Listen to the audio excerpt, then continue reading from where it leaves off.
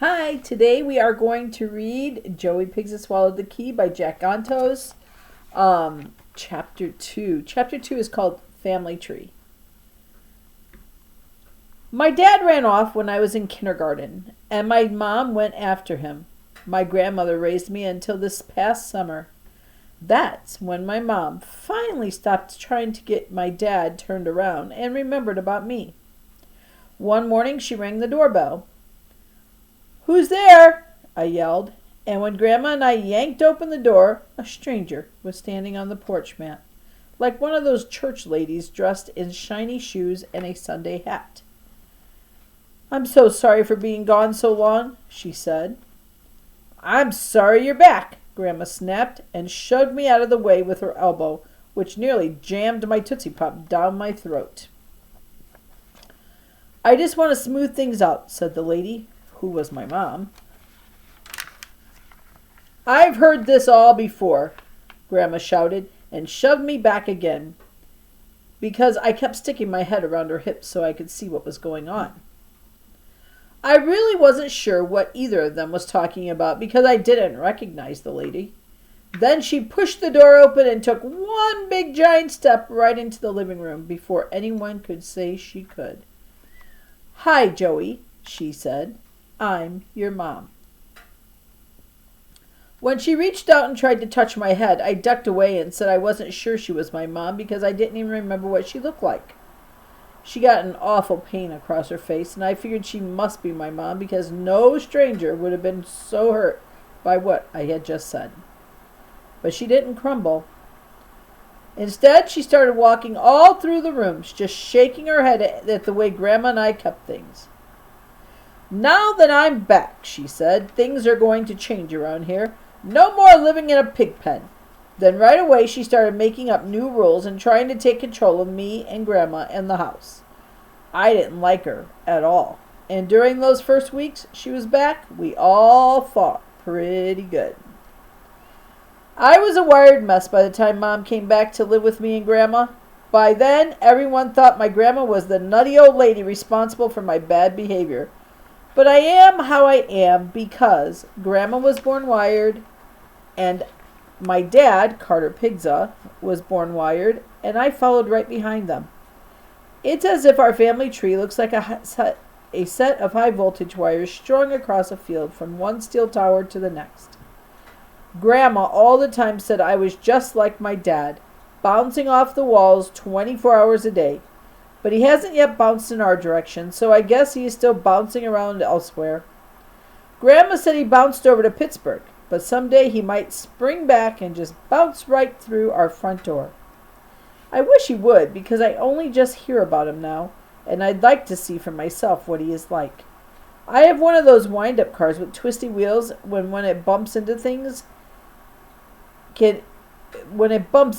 it can change directions and bump into something else over and over.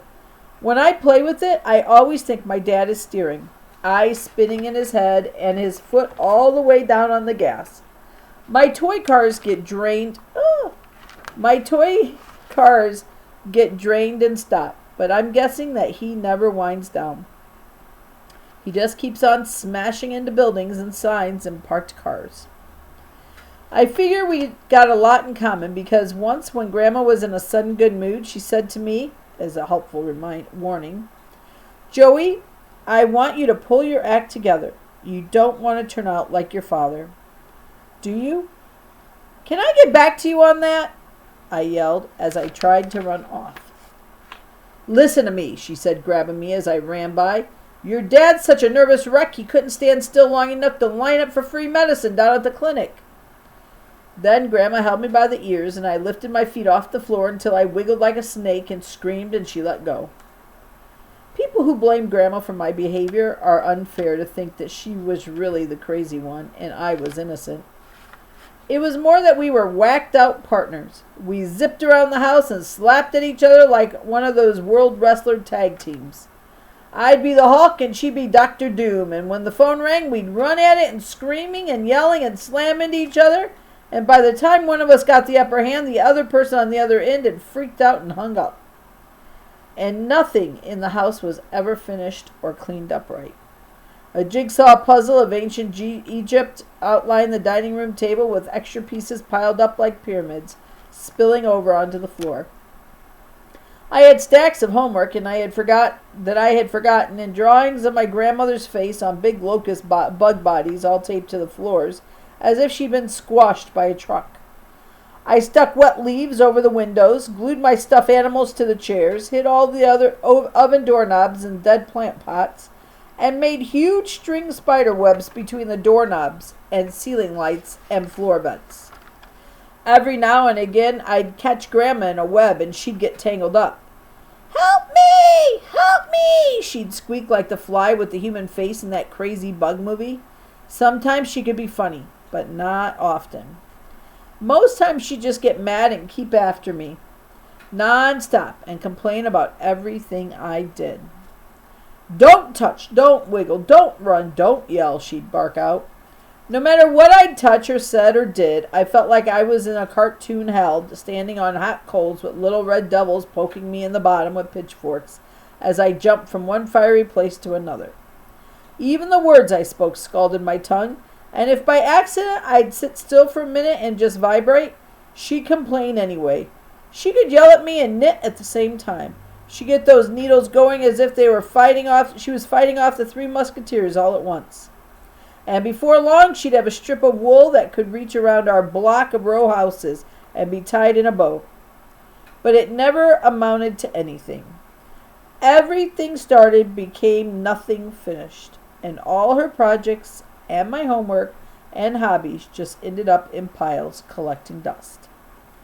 Even now, my bedroom still has the walls painted in placid pink, where she had got going on the bottom but didn't finish at the top. Someone told her the color pink would calm me down. It didn't work.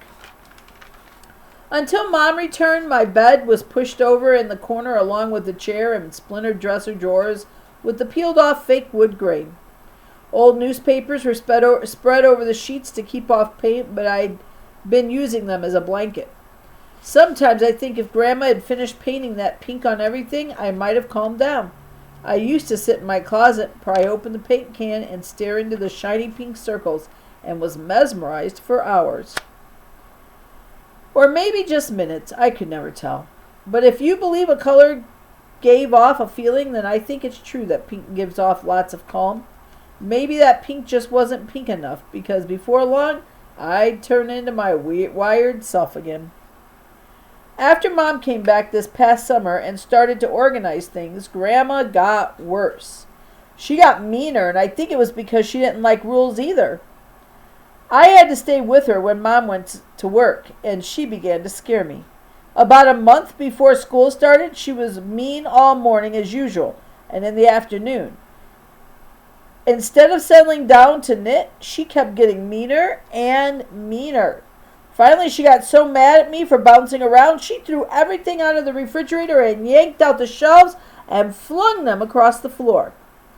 "Now get inside and stay inside," she said, with the ketchup bottle still spinning around at her feet like a bowling pin. That slowed me down. I looked at her, and her dentures were pulled over to one side and snapping like she couldn't control them, like they could climb up the side of her face and bite her own ear off. "In," she shouted. "Get in before I blow a fuse." A hot, steamy sound came out with each word. "Don't make me," I said, hopping from foot to foot. "Don't." "In," she said, and her body snapped like a whip. I said, "Get in or I'll tell your mom you won't listen to my rules." But I wouldn't get in. I knew there were good rules and bad rules, and having a timeout inside a refrigerator, that was a bad rule. "Lousy, no good kid," she said, slamming the door. "I need a break." She turned and marched outside to smoke a cigarette while sitting in the porch rocker. In a minute, I heard her get after someone throwing out trash in our yard, and then she stomped off. When Mom came home that night from work, I was alone and scared. She saw the kitchen all a mess, and I told her what had happened. "No wonder you're a nervous wreck," Mom said, and she was angry. We went looking for Grandma and found one scuffed up shoe down by the corner sewer grate, and that was all. After Mom thought about it, she said, Grandma was probably so wired she slipped right down into the sewer and was washed away for good. We never did call the police, and for a couple of days I kept bending down over the iron grate and cupping my hands and shouting into the dark hole, Grandma! Grandma! I forgive you! Come back! She never answered, and I was sorry because I was the same as her at times when I lost it. Grandma isn't exactly like you, Mom said to me after I told her I was sad.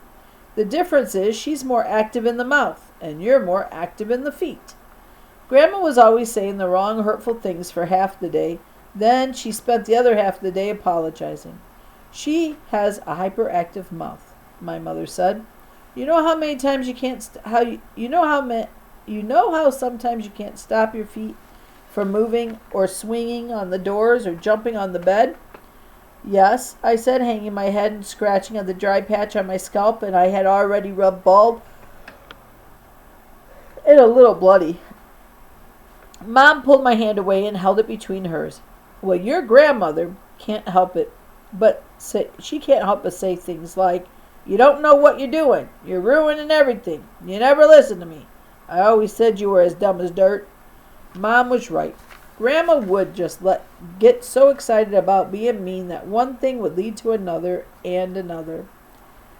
And before long, she didn't know what she was saying, but her lips were flipping a mile a minute. Then, when she finally settled down, she would feel bad. I'm so sorry, she'd begin. I never knew anything I said upset anyone.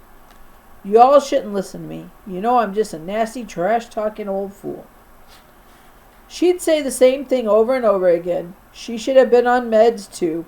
Big-time grandma-sized meds. But because she was a grandma, people just didn't think she was sick. They just called her a batty old bird. But she was sick like me, only old. So her sickness was different. Now all that's changed since Mom came back, and I couldn't live without her because she's really the one who understands how I am when I get worked up into a wild spell.